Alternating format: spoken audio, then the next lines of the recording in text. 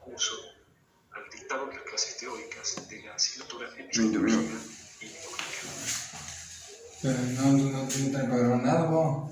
El temario de Ya nuestra primera terminé clase tuyo. comprende, Oye, en primer lugar, 33 segundos los ya vamos para comentarios grabar. preliminares ¿No respecto son del 30 programa minutos de son? la asignatura. No, En segundo lugar, eso no es la primera ningún. clase teórica propiamente dicha, es decir, los conceptos de ciencia y epistemología. Veremos oportunamente el concepto de ciencia según Mario Bunge y los conceptos de ciencia y epistemología según Esther Díaz. Con motivo de esta autora, el Círculo de Viena y las corrientes sucesores, y los enfoques ¿Qué pasa? críticos de la racionalidad positiva.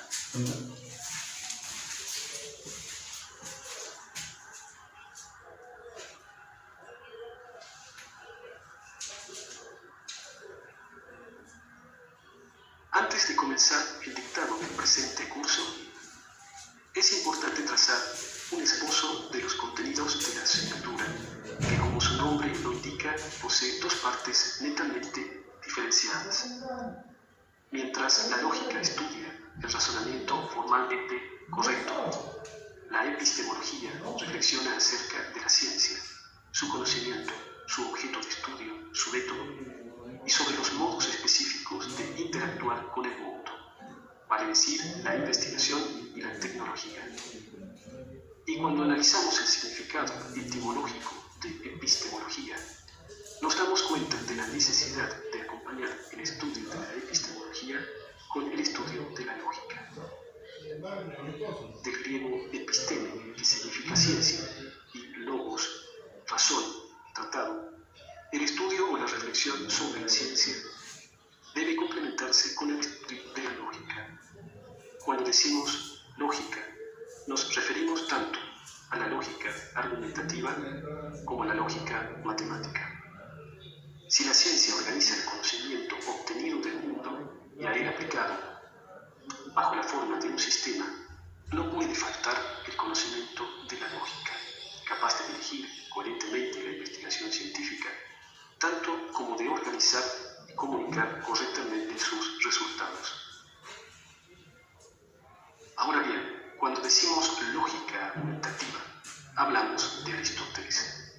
Las reglas del silogismo demostrativo son las mismas que las del silogismo retórico. Pero, cabe aclarar para evitar los equívocos, el silogismo que veremos en su momento será el silogismo categórico. Y al silogismo categórico aprenderemos a emplearlo expositiva o argumentativamente. El estudio de las falacias formales y no formales potenciará el aprendizaje de la lógica aristotélica. Igualmente será importante estudiar las falacias que acompañan al estudio de la lógica matemática, tema que potencia la comprensión de la lógica de la investigación científica. En lo que concierne a los contenidos propiamente epistemológicos, será preciso introducirnos a ellos sobre la base de ciertos interrogantes que explicitamos a continuación. En primer lugar, ¿qué es la ciencia? ¿Y qué se entiende por conocimiento científico? Aquí es importante delimitar el concepto de ciencia e identificar las características que hacen a su conocimiento. En segundo lugar, ¿qué estudia la ciencia?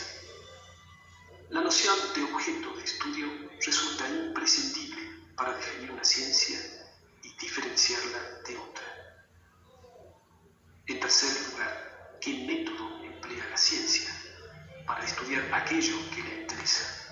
Pregunta a propósito de la cual tendremos la oportunidad de mencionar la problemática que surge a raíz de este tema. La ciencia, veremos, no es una sola, ni la estructura de las teorías, los enunciados que las componen, ni los criterios en función de los cuales mide su verdad, son igualmente los mismos. No existe la ciencia, sino ciencias que se distinguen unas de otras conforme al método que las define, los enunciados que emplean, el criterio de verdad que las caracteriza, etc. En cuarto lugar, ¿de qué manera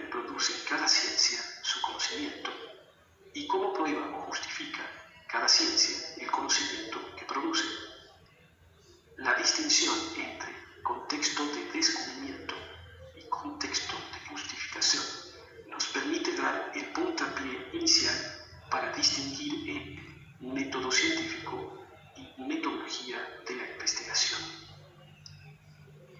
En quinto lugar, ¿debe la ciencia ser éticamente neutral? ¿Puede y debe la ciencia hacer abstracción de los vínculos que unen la investigación y la tecnología con la vida en sociedad? Por último, ¿por qué estudiar epistemología y lógica? Aquí nos resultará conveniente recordar, para quienes ya lo saben, y aprender para los que no lo saben, que las ciencias económicas se circunscriben en el ámbito de las ciencias sociales y que un tema de importantes debates en la actualidad es el estatus epistemológico de las ciencias sociales. Estos interrogantes y otros que irán surgiendo durante el desarrollo del presente curso servirán de hilo conductor en el momento de entrar en contacto con las guías de trabajos prácticos y el material bibliográfico que la cátedra pondrá a disposición de los alumnos en el aula virtual.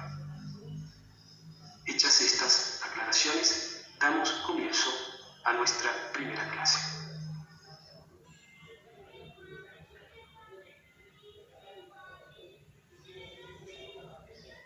La clase de hoy va a girar en torno a dos conceptos fundamentales, el concepto de ciencia y el de epistemología.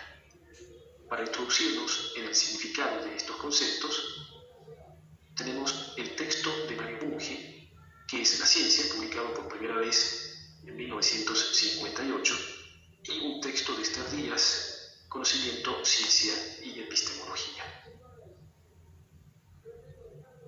Comenzamos por el concepto de ciencia, según Mario Bunge.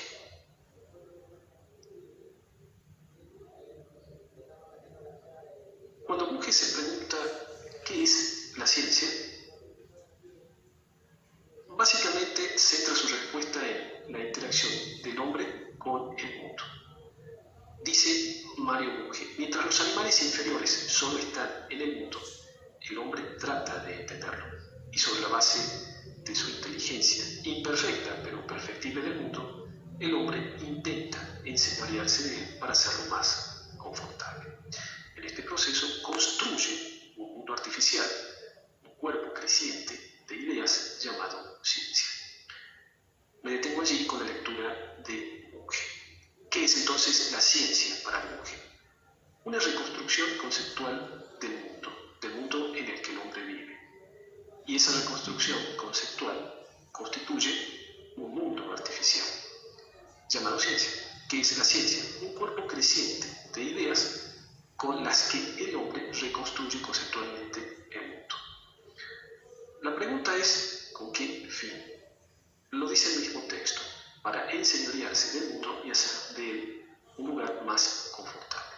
Y en eso reside para Bunge la diferencia fundamental entre el hombre y los animales inferiores que solo están en el mundo. Ahora bien, la ciencia, entendida como un cuerpo creciente de ideas, puede caracterizarse como un conocimiento que es racional, sistemático, exacto, verificable y infalible. Si al conocimiento le falta alguna de estas características, entonces el conocimiento en cuestión no es científico. La importancia de que el conocimiento reúna estos requisitos está en función de la necesidad que el hombre tiene de satisfacer sus necesidades. El hombre busca interactuar con el mundo, y para poder interactuar con el mundo debe primero conocerlo. Es así como aparece la tecnología. La ciencia se convierte en tecnología cuando el hombre actúa en el mundo. Y cuando decimos aquí mundo, Bunge se refiere tanto al mundo entendido como un medio natural y un medio artificial. Para Bunge el hombre es un ser dotado de necesidades naturales y espirituales. Construye un mundo de los artefactos para satisfacer sus necesidades naturales y el mundo de la cultura para satisfacer sus necesidades espirituales. Por último, el hombre busca ampliar el conocimiento de este mundo en el que vive y al que busca someter mediante la investigación. La investigación investigación es para Bunge una actividad productora de nuevas ideas. Mediante ella, entonces, la ciencia aparece como la estrella más deslumbrante y asombrosa del mundo de la cultura.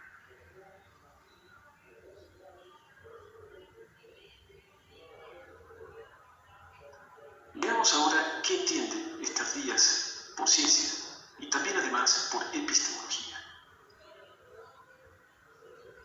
Con respecto al conocimiento de ciencia, y recapitulando brevemente lo que hemos visto con Bunge, el conocimiento científico, decíamos, se caracteriza por ser racional, sistemático, exacto, verificable y falible. Ahora, con estas días nos preguntamos, en primer lugar, si el conocimiento científico es una entidad abstracta.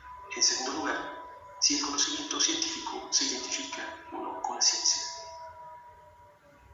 Para responder a lo primero, hay que tener en cuenta que cuando nosotros hablamos de conocimiento científico, hablamos de un conocimiento registrado, en primer lugar, en protocolos de investigación, en publicaciones, en bases de datos, en redes informáticas y en las aplicaciones de la ciencia en general. Uno se puede preguntar, ¿registrado por quién? Sencillamente, por la comunidad científica. Es la comunidad científica la que con sus prácticas y discursos produce el conocimiento científico. Surge entonces la segunda pregunta. ¿Conocimiento científico y ciencia son o no expresiones sinónimas? Para responder a esto, hay que tener en cuenta que la ciencia es un universo que abarca comunidades científicas, instituciones que financian la investigación, ya sean gubernamentales o bien privadas, universidades e institutos, mecanismos de comunicación, editoriales científicas, periodismo especializado, etc. Vale decir que cuando hablamos de ciencia hablamos de una entidad objetiva que trasciende el conocimiento científico. Por lo tanto, ciencia y conocimiento científico no son expresiones sinónimas. La ciencia es mucho más abarcativa que el conocimiento científico. Por lo tanto, el concepto de ciencia tiene mayor alcance que el concepto de conocimiento científico.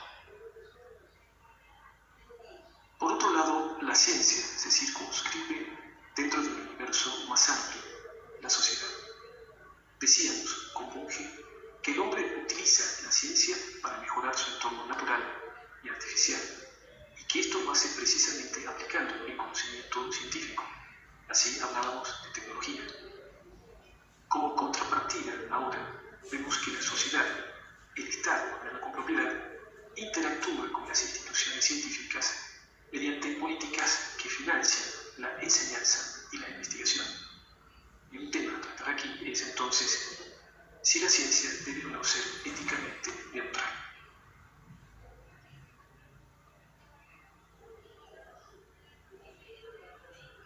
El término ciencia, nos dice estos días, comprende varios sentidos.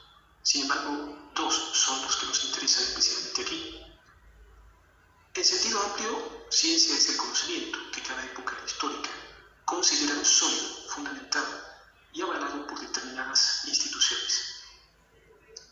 En sentido preciso, se trata de un conocimiento surgido entre los siglos XVI y XVII, que reconoce a Copérnico, Kepler, Galileo y Newton como sus fundadores, y que junto con las instituciones en que se ha desarrollado y se desarrolla, constituye la empresa científica.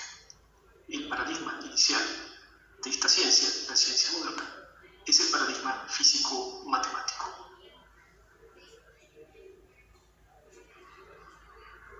Ciencia, en sentido preciso, es entonces, para estos días, la ciencia moderna, que nace conforme a un paradigma que luego evoluciona. Sucede que durante el siglo XVIII, disciplinas como la química, la biología y algunas ciencias sociales fueron progresivamente reconocidas como ciencias. Lo interesante de este significado preciso que nos da estos días es que la ciencia de la que aquí se habla se trata de un conocimiento que nace con características específicas a partir de los siglos XVI y XVII, conforme con un paradigma inicial que luego evoluciona, que se desarrolla y permite en nuestros días el nacimiento de nuevas disciplinas, entre ellas la epistemología.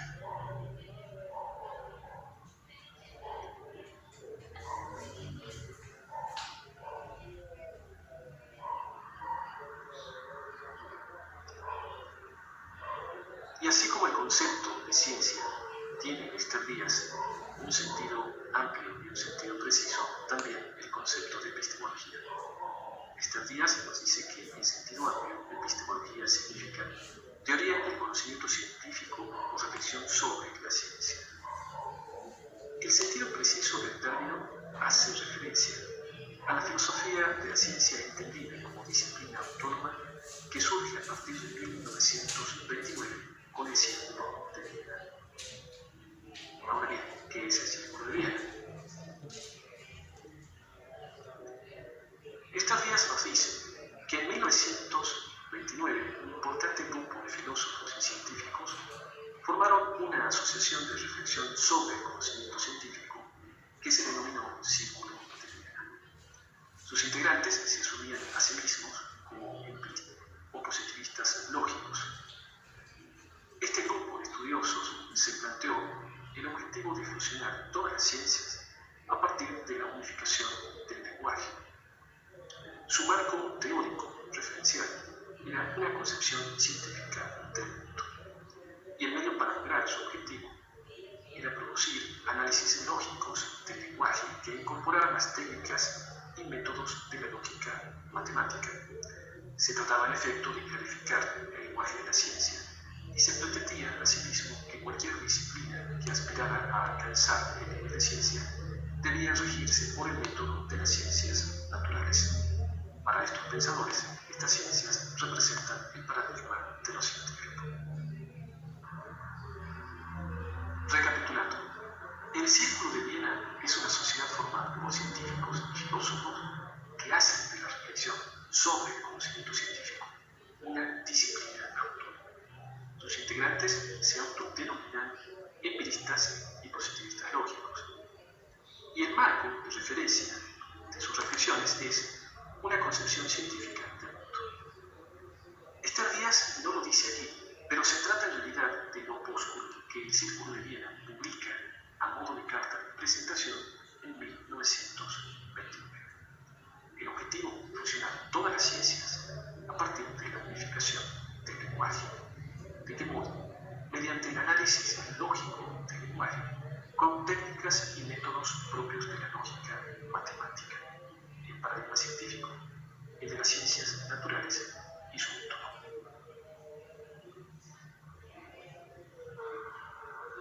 Esto que acabamos de decir, conviene ahora que lo expongamos a la luz de ciertos datos históricos, algunos de los cuales mencionan estas líneas. En primer lugar, respecto del Círculo de Viena, que fue una sociedad integrada por científicos y filósofos, pero formada por Moritz Schlick, filósofo alemán, que es importante mencionar porque el nacimiento y la disolución del Círculo de Viena van estrechamente ligados a su nombre.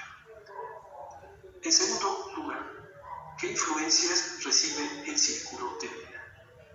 En él influye con el Tractatus Lógico-Filosóficus, obra de 1922, Ludwig Wittgenstein, filósofo matemático, lingüista y lógico austríaco, posteriormente nacionalizado británico. Importante también es la influencia de otro filósofo austríaco, igualmente nacionalizado británico, Karl Popper. Popper escribe en 1934 La lógica de la investigación científica, obra en la que critica el positivismo del Círculo de Viena y expone una metodología basada en la falsación. Figura cuya influencia no se menciona, pero que también es importante para el Círculo de Viena, es Bertrand Russell, filósofo matemático, lógico y escritor británico, maestro de Wittgenstein. En tercer lugar, ¿qué corrientes epistemológicas le suceden al Círculo de Viena? Tras la muerte de Moritz Schlick el Círculo de Viena se disuelve y le sucede el neopositivismo, corriente sobre la que también tiene su influencia Russell y a la que igualmente Popper le objeta sus posiciones metodológicas mediante su racionalismo crítico. Con el neopositivismo coexisten entonces el racionalismo popperiano, el racionalismo crítico de Popper, y además la filosofía analítica, entre cuyos exponentes se encuentran Russell y Wittgenstein.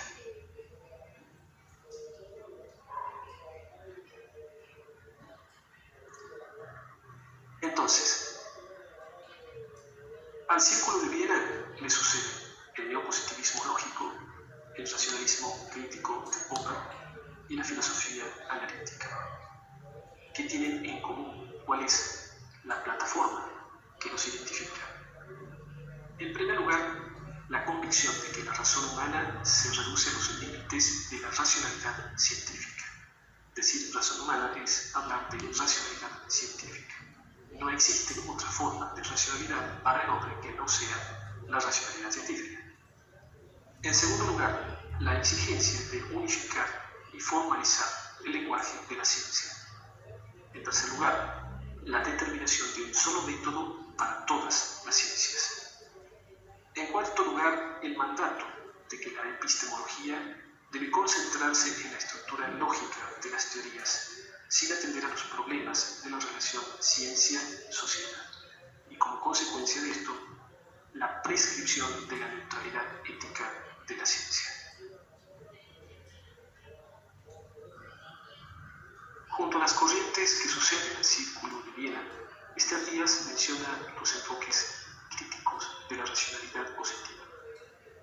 Actualmente, nos dice la autora, existen otras corrientes en epistemología que consideran que no se puede reflexionar sobre la ciencia sin tener en cuenta su historia, o acaso también la aceptación o el rechazo que los seres humanos concretos manifiestan respecto de las teorías. Existen asimismo posturas críticas que sostienen que no se puede estudiar la ciencia sin relacionarla con los aspectos socioculturales que la vinculan al medio. Y finalmente están los que prefieren reflexionar sobre la ciencia como un fenómeno integral, sin limitarse únicamente a su aspecto metodológico formal. Por último, los puntos de coincidencia de los enfoques que critican la racionalidad positiva. ¿En qué coinciden? Básicamente en dos cosas. En primer lugar, en que la reflexión sobre lo científico debe sobrepasar la mera reflexión sobre las estructuras vacías de contenido.